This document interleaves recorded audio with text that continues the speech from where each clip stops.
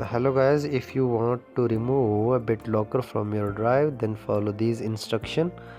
As you see, my D drive is locked and I cannot access it without entering the password.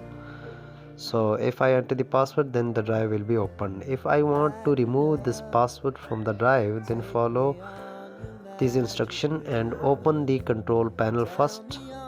To search control panel, open the control panel and click on system and security.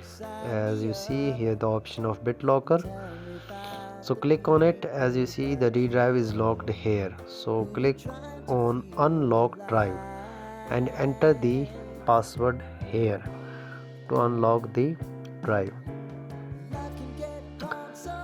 Click on unlock and here is the option of turn off BitLocker. Click on it and turn off BitLocker. So now your drive is unlocked and BitLocker is removed.